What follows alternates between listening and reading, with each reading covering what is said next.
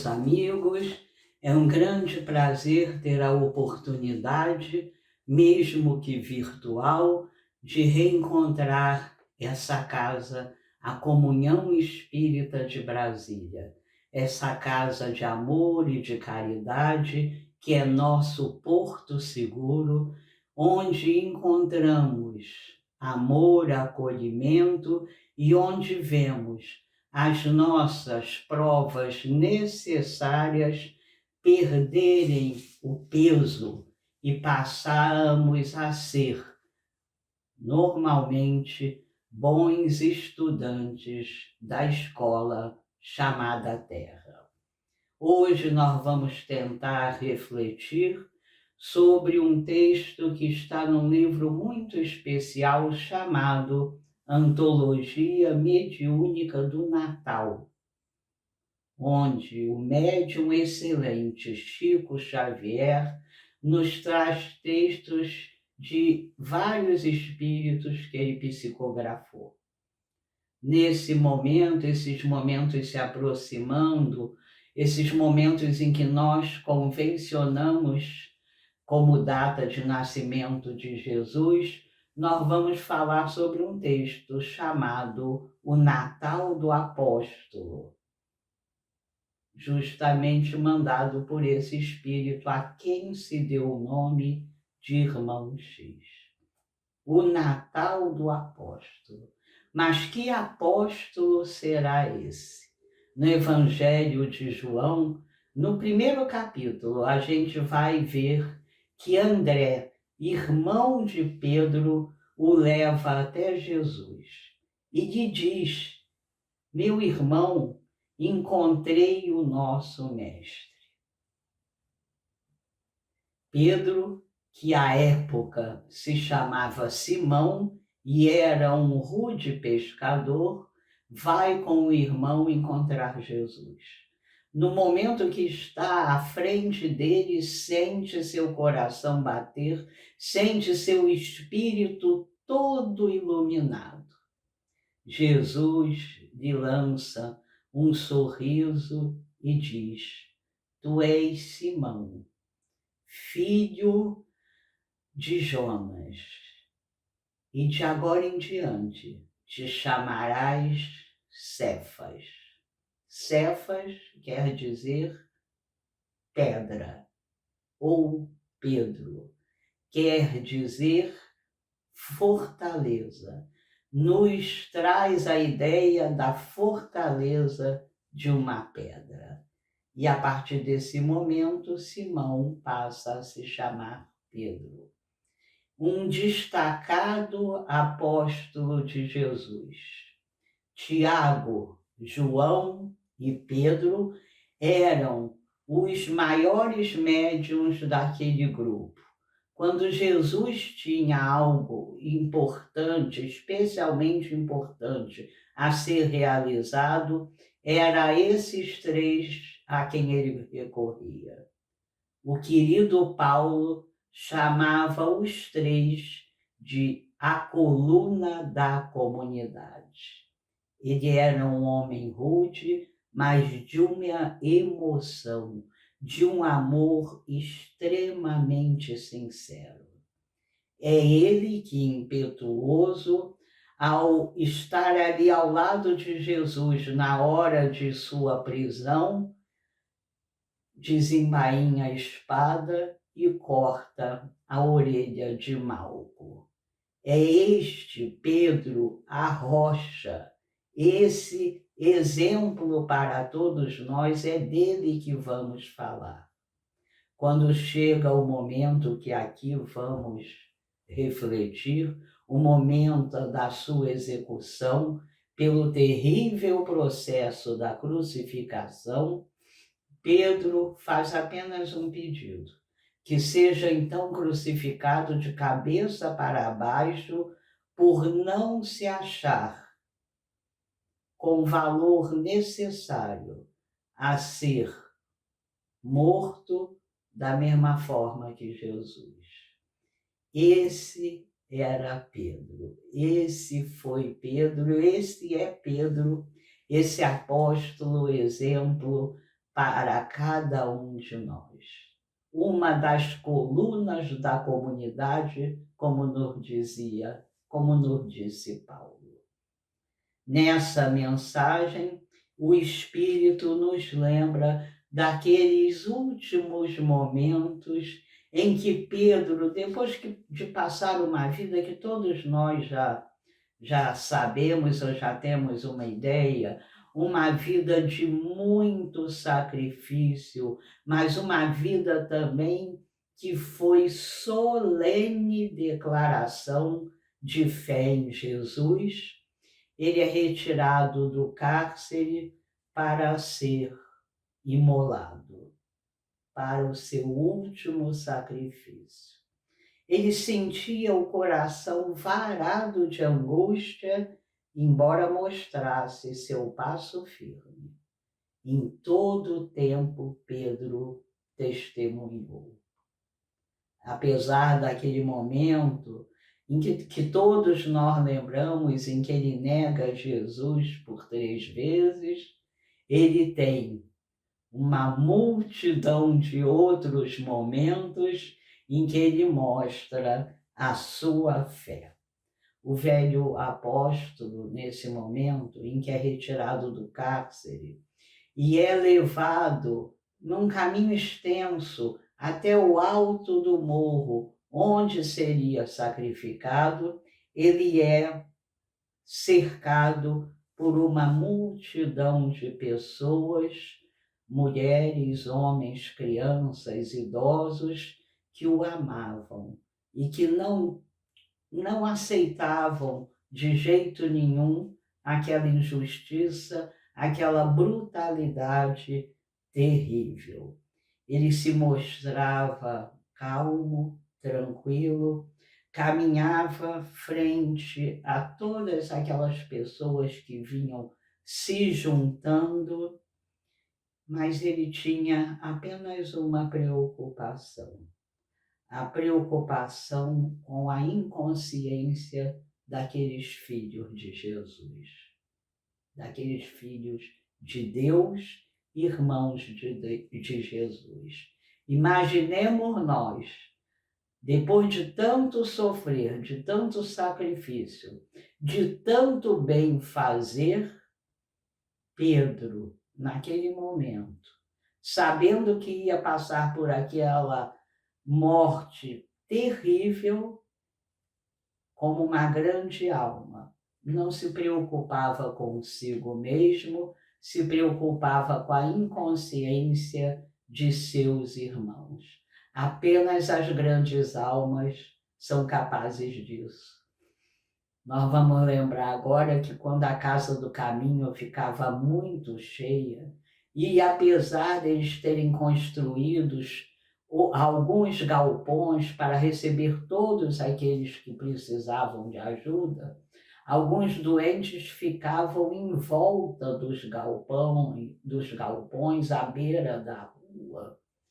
E inúmeras pessoas testemunhavam que apenas Pedro passando por aquelas pessoas e sua sombra cobrindo aqueles doentes, os curava integralmente. É esse homem que, nesse momento de sacrifício terrível, extremo, caminha tranquilamente, apenas pensando naqueles seus irmãos ainda tão inconscientes. Mulheres, crianças tentavam se aproximar, tentavam beijar as suas mãos, tentavam ajudá-lo de alguma forma. Até alguns daqueles soldados que cercavam a Pedro para levá-lo durante aquele trajeto, até alguns desses soldados faziam isso com extremo carinho, com extremo cuidado, demonstrando um respeito enorme àquele senhor, recordando inclusive vários parentes deles que haviam sido curados por Pedro. A atmosfera era essa. Aqueles homens lembravam de toda uma vida de sacrifício, de toda uma vida de bondade enorme, das curas realizadas por Pedro, e se aproximavam, cheios de carinho, cheios de veneração. Apenas um pretoriano, apenas um soldado daquele grupo, de nome Sertório, agia totalmente diferente. Se mostrava imensamente desrespeitoso, imensamente agressivo, tentando quebrar aquela atmosfera de veneração, aquela atmosfera de amor e de gratidão, gritava de vez em quando: para frente, velho imundo! Para frente, judeu sujo! E xingava Pedro inúmeras vezes, fazia alguns gestos, ameaçando as pessoas que tentavam se aproximar desse que era só amor. Um pouco mais adiante, Sertório continua: não abuse da crendice do povo, ladrão imundo, seu fim chegou. Pedro, entretanto, mantinha a sua serenidade. Contemplava o sol escaldante e ia orando, orando em silêncio, muito mais por aquelas pessoas do que por ele mesmo.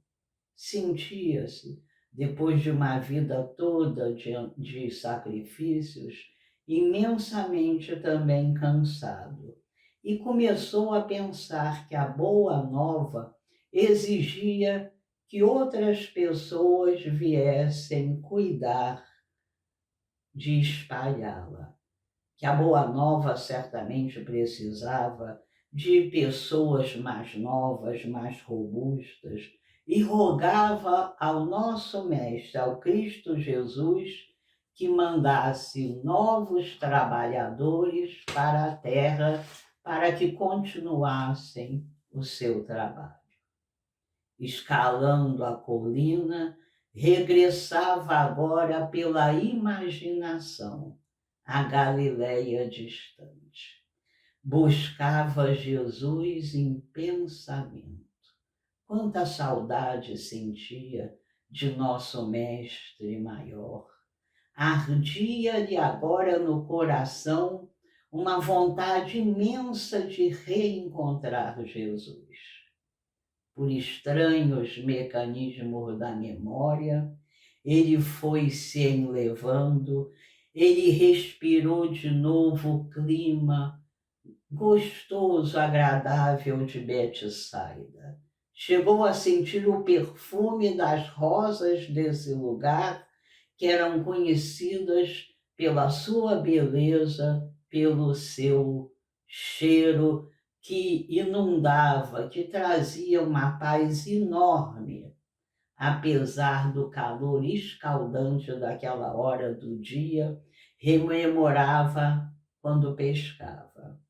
E rememorava quando sua pequena barquinha ia pelas ondas do mar e recebia no seu rosto, nos seus braços, a brisa marítima que lhe tirava o calor, que lhe dava extremo conforto. Relembrando enlevado as pregações do Mestre Jesus, ele parecia agora transportado de volta à sua família.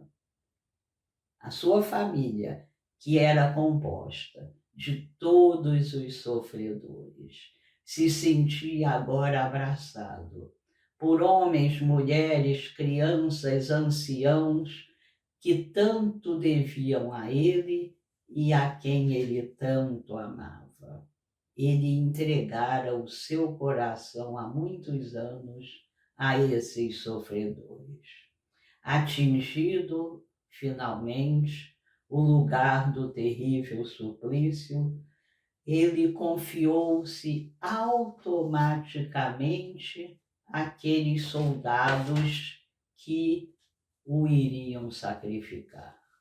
Calmamente.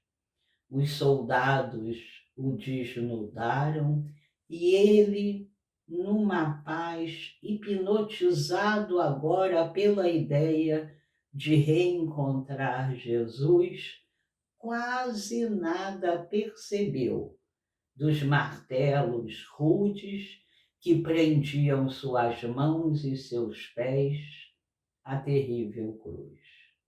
Escutava de vez em quando os protestos velados daquela assembleia, daqueles espectadores do lamentável espetáculo que choravam, que rezavam e que se desesperavam. Mas Pedro não via o tempo passar. Mal sentia o que lhe acontecia. De vez em quando lhe chamava a atenção grupos em oração, salientando de mãos dadas todo o amor que por ele tinham. Sertório, no entanto, não o perdia de vista. Sertório tinha uma raiva imensa de Pedro e, querendo diminuir aquela atmosfera de veneração, sentindo que o sol baixava, que ia escurecer, resolve procurar no chão uma pedra enorme e joga na cabeça de Pedro. Grita nesse momento: morre, bruxo!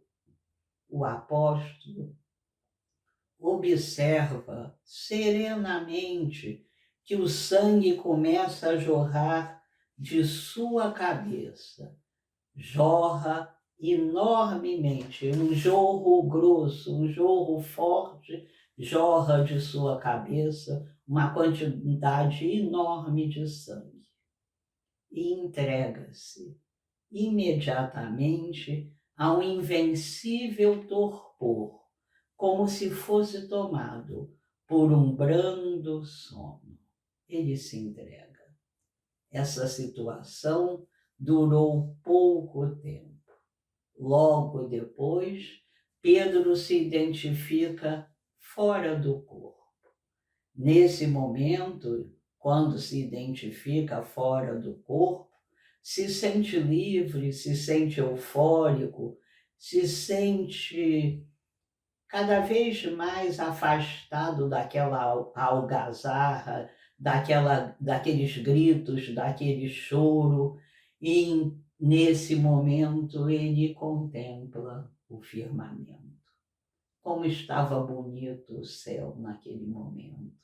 Que alegria ele sente, que conforto toma conta de sua alma. Espantado, observa que deste firmamento que se apresentava tão lindo, descia nesse momento de bem alto a figura de um homem. Decorridos alguns instantes de assombro, ele vê parar à sua frente Jesus a lhe endereçar iluminado sorriso. Mestre, clama Pedro, e quer e tenta se abaixar imediatamente, se ajoelhar para beijar os pés de Jesus. Jesus se curva, o impede desse gesto, lhe dá um abraço que lhe cura tudo o que poderia ter ficado de impressão ruim. Imediatamente ele se enlaça naquele abraço indescritível e parte, aconchegado a Jesus, ao coração de Jesus, como se fosse uma frágil criança. Que coisa linda, não é? Que coisa linda o desencarne dessas grandes almas. Por várias semanas, então, Pedro fica se restaurando numa instância de muita luz para a qual Jesus o havia levado.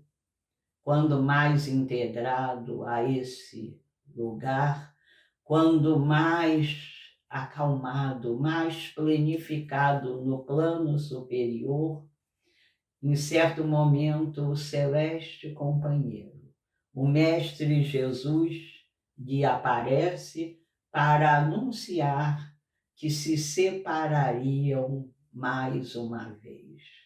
Que o discípulo aproveitasse para descansar, porque ele, Jesus, precisava se ausentar. Pedro é tomado de uma tristeza tão grande, Pedro é tomado de uma sensação de solidão tão grande, fica tão triste e pergunta: Senhor, onde vais? Por que estás indo a algum lugar quando estou aqui me recuperando na sua presença, quando isso me faz tanto bem? Jesus, indicando um ponto minúsculo e escuro no universo, lhe responde sorrindo: Pedro, enquanto houver um gemido de dor na terra, eu não vou repousar. Pedro suspira e entende mais uma vez a grandeza de Jesus, que a ninguém desampara. Entende mais uma vez a grandeza daquele Espírito e pede: então, Senhor, leva-me contigo. Jesus lhe sorri calmamente, lhe sorri afirmando que sim, que mais uma vez voltariam à terra para o trabalho que tinham de amar e de espalhar a boa nova. Mais uma vez, então, os dois descem à terra para trazer, como sempre trouxeram, muita luz, muita consolação e muita cura para todos nós. Eles se aproximam da terra e são atraídos por uma centena de vozes que no Natal, embora tão apartados de qualquer comemoração mundana, cantavam músicas de louvor a Deus. Eles são atraídos. Aquela música, aquele amor que vinha através do canto, os atrai para um pequeno cemitério nas cercanias de Roma, na Via Ápia. Era madrugada. Naquela época, os discípulos do Cristo eram muito combatidos, eram mortos, passavam por inúmeros sacrifícios, e o único lugar onde podiam se encontrar para falar, para comemorar inclusive o nascimento de Jesus, eram os cemitérios. E eles chegam até lá e Pedro se banha de uma luz, de um amor. Pedro se sente abraçado por todos aqueles que naquele momento cantavam. A multidão cantava glorificando o Senhor. Embora o Natal estivesse já na lembrança das pessoas, rememorava-se ali aquelas melodias que tanto Pedro amava, que faziam tanto bem a ele. Simão, nessa hora, cheio de emoção, colocado ali no meio daquelas pessoas que não ouviam, mas sentiam a grandeza, a beleza dele, de Jesus. Simão, colocado naquele momento, no meio daquela pequena multidão, começa a chorar de alegria e agradecer mais uma vez a Deus e a Jesus. Desejava ser bom. Recomeça ele a pensar na necessidade de se tornar cada vez mais bom. Queria ser amigo de todos, de toda a humanidade. Queria auxiliar a construção do reino de Deus que apenas começava. Queria ofertar algo de si mesmo sem saber exatamente o que. Queria sempre louvar o Evangelho. Nesse momento em que ele está nesse êxtase, em que ele está sentindo toda a sua alma feliz, recompensada e ao mesmo tempo com tanta vontade de espalhar o Evangelho, Jesus, o nosso Mestre, chega de mansinho e fala ao seu ouvido: Pedro, alguém aqui está chamando por você. Pedro sai um pouco daquele momento tão emotivo, respira fundo e tenta se concentrar naquela pequena comunidade onde um homem chamava por ele.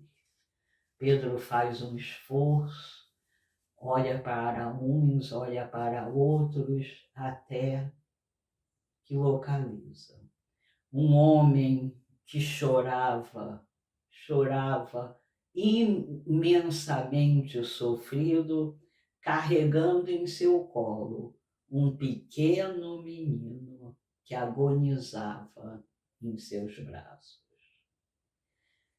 Pedro é tocado por aquela cena e reconhece que aquele homem suado, desesperado, aflito, era Sertório, a rogar-lhe mentalmente que se compadecesse daquele menino, seu filhinho, que a febre dominava, que a febre ameaçava. Como parecendo, dando a entender que registrava nesse momento a presença de Pedro, Sertório começa mentalmente a expor todo o remorso que teve durante todo aquele tempo e mentalmente lhe pede perdão, lhe pede que salve aquele menino. O antigo pescador não teve nem um segundo de hesitação.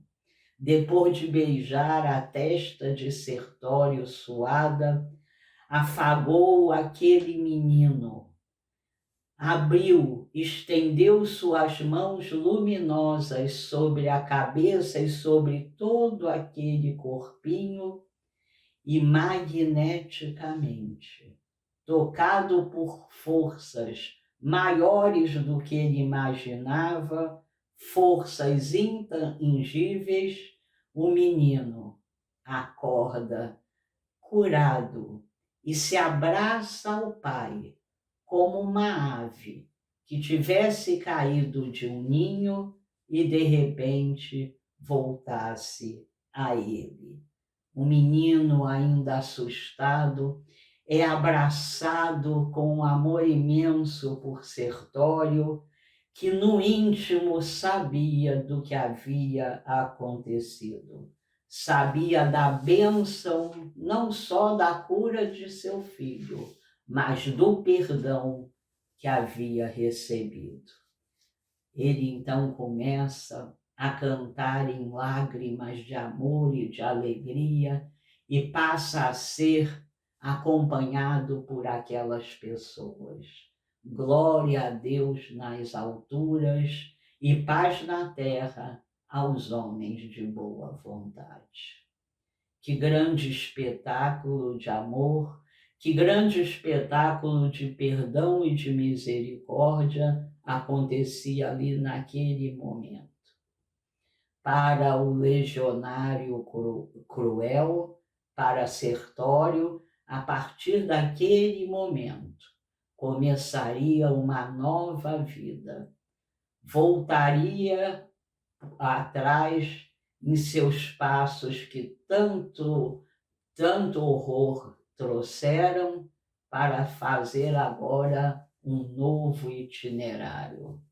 Para Pedro, o trabalho continuava. Para Pedro, o trabalho de amor, o trabalho de espalhar a boa nova continuava, como sempre continuou.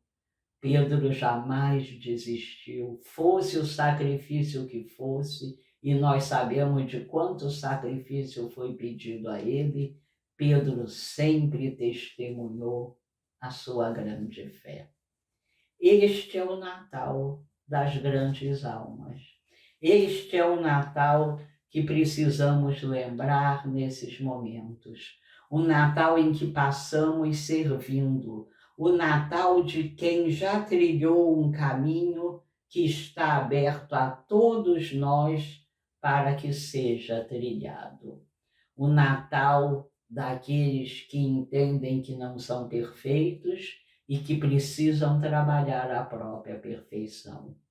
O Natal daqueles que se sabem duros e que precisam se tornar mansos e pacíficos.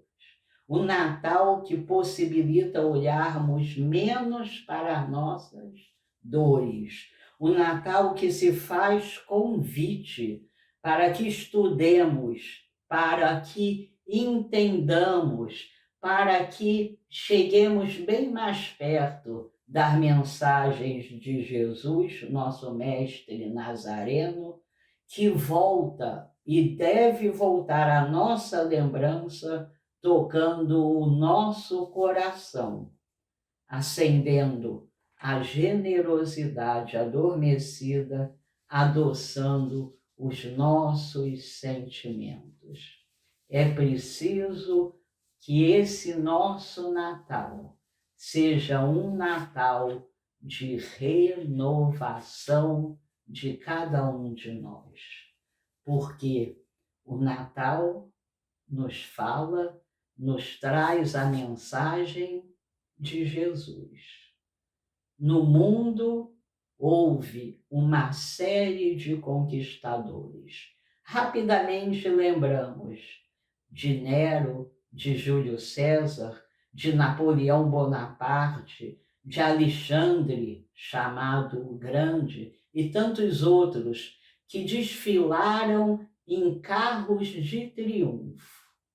Na época em que estavam vivendo essa experiência, se achavam os donos do mundo. Mas todos eles, um a um, passaram. Apenas um, o conquistador diferente, continuou. Não possuía nenhuma legião, não tinha poderes políticos, nem mantos de gala. Nunca expediu ordens a soldados, nem traçou planos de dominação. Jamais humilhou, jamais feriu, fosse quem fosse. Dignificou a família, recolheu crianças e doentes, consolou tristes e sofredores, curou cegos e paralíticos. Viveu de uma forma terrível a angústia do cárcere, para que ninguém fosse preso no seu lugar.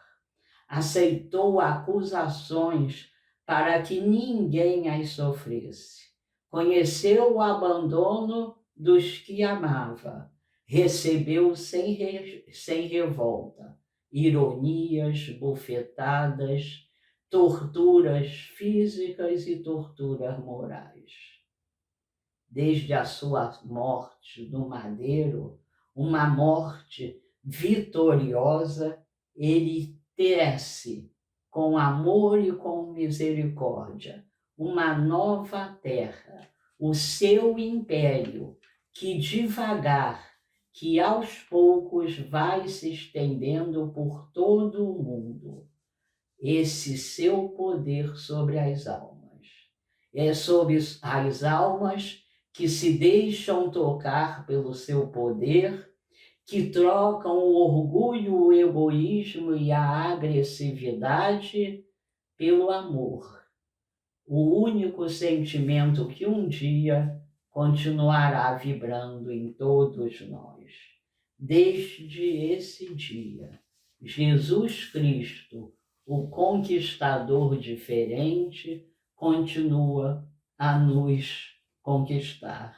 Continua estendendo o seu reinado pelo mundo, que constrói com base apenas no amor e na misericórdia, na fraternidade e na justiça, acima da sombra do orgulho, acima da sombra do egoísmo. É sob esse seu reinado que nós vamos nos livrando das nossas imperfeições. É sob esse seu reinado que nós vamos melhorando espiritualmente até sermos capazes de sentir a felicidade da plenitude, a felicidade de nos sentirmos plenos desse amor que vai um dia chegar a cada um de nós. É sob o seu reinado que vamos conseguindo entender o bendito processo das reencarnações sucessivas, para que possamos, a cada uma delas, nos melhorar, nos aformosear, esse o único objetivo de estarmos encarnados. É sob o domínio do conquistador diferente que vamos lutando para ter o mínimo de certeza de que chegaremos ao próximo túmulo melhor do que chegamos no último berço. Que nós possamos, nesta época feliz, abrir os nossos corações para que essa luz que se faz agora mais presente, que nós possamos nos abrir e abrir os nossos corações, os nossos espíritos para agir, pensar e sentir de uma forma mais humana, de uma forma mais caridosa. Que possamos lavar os nossos pensamentos, que possamos corrigir os nossos sentimentos, renovar as nossas aspirações, que precisam ser aspirações cristãs. É hora de refazer conceitos, é hora de trabalharmos os nossos sentimentos, que precisam ser sentimentos de seres que, acreditando em Jesus há tantas encarnações, agora podem fazer um pouco mais. É preciso lembrar que é Jesus. É Jesus que nestes dias deve ser lembrado, e é Jesus que nesses dias deve ser louvado. É assim. Nosso querido Mestre Jesus Cristo nos continua convidando para a vinha, para a boda, para a Samaria. Continua, jamais desiste de nós. É preciso entender o Evangelho, restaurar a sua essência profunda e praticarmos com toda a sua integralidade em nossas vidas o convite que está posto para nós há muitas encarnações e que talvez agora tenhamos olhos de ver. Que possamos continuar, para que um dia possamos ser chamados de verdadeiros cristãos. Já viemos aqui tantas vezes e em inúmeras encarnações nos emocionamos com as mensagens de Jesus Cristo. E há um autor que sabiamente nos pergunta: se tantos sobre a terra se dizem cristãos, por que tanto crime? Por que tanto abuso? Por que tanto sofrimento? Por que tanta diferença social? Porque nós ainda estamos a caminho, apenas por isso. Mas já sabemos, iluminados pela bendita doutrina espírita, que um dia chegaremos à plenitude, vibraremos apenas amor e seremos com certeza cada um de nós esses filhos amados de Deus, dignos de serem amados, de terem sido criados para vibrar luz, para vibrar amor. Jesus nos disse: sede perfeitos. Não esqueçamos disso. Trabalhemos essa perfeição, esse é o caminho aberto a cada um de nós.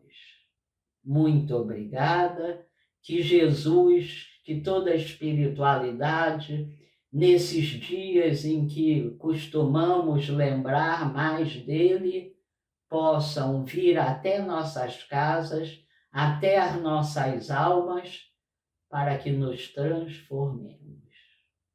Muito obrigada.